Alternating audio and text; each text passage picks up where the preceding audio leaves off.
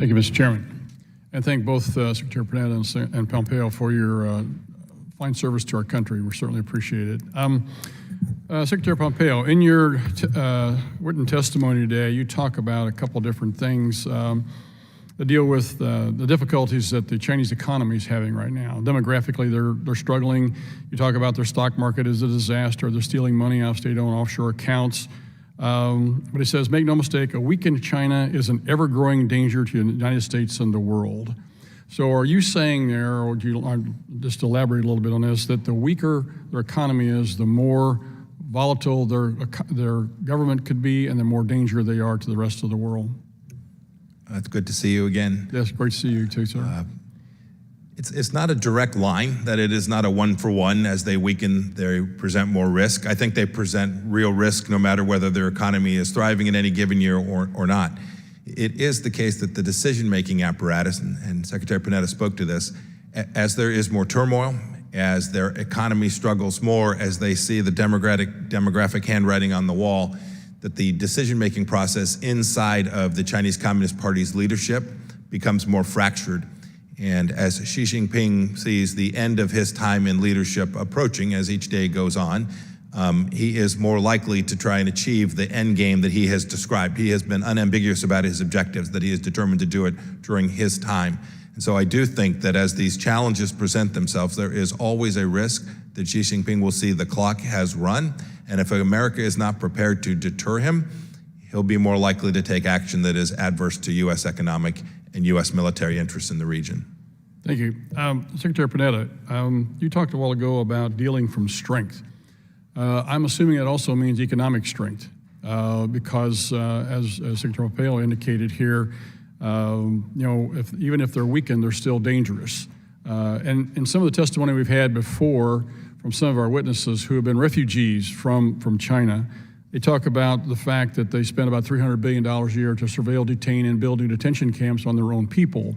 And in doing that, they have a tremendous fear of their own people, the government does, of their own people. So therefore, if you stress them, if you stress their economy, there are some difficulties. And we ourselves, to be able to offset that, have to have a strong economy. Would you agree with that? Would you like to speak to that, elaborate a little bit more?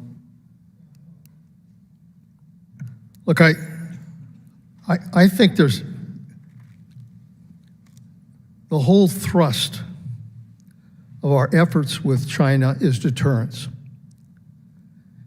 And that deterrence has to be both military and economic.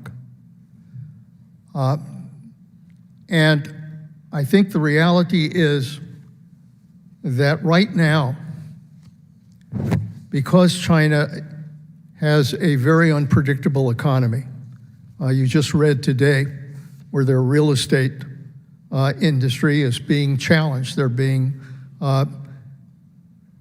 in trouble because of loans that were issued, and the real estate area is a huge investment area for China.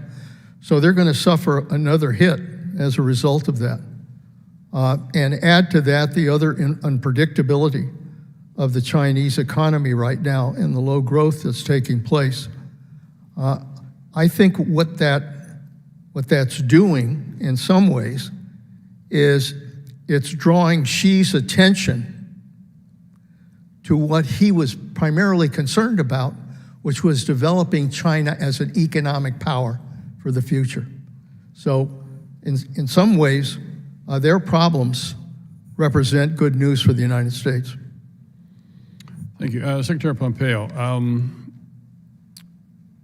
we're decoupling ourselves from China, and all the trade that we have has always been discussed on this committee. Should we do it at all? Should we do some? Should we do none? How should we approach that? And so I think we've had discussions. I sit on the Financial Services Committee along with Mr. Barr, and I chair the Subcommittee on National Security and International Finance. And so the trade and international financing, all these things all fits in together here. And so decoupling, I've only got about a half a minute left here, decoupling ourselves from China. What would your opinion be on doing that? To do it halfway, not at all? What would you suggest? So difficult to do in 15 seconds, but let me give it a run. First, good, we should never for a moment think that we're going to get the decision on this. It could be the Chinese Communist Party makes decisions about the extent of that decoupling as well. That is, Xi Jinping gets a role in deciding how much trade there will be and on what terms.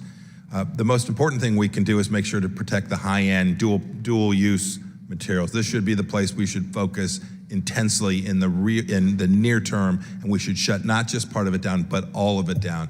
As for the beach balls and blankets and the like, a more complicated problem set, and it is a continuum, but the effort today has to be to protect the crown jewels of the American economy and make sure that we have the resources that we need to continue to deliver American manufacturing across the world. Thank you. I yield back.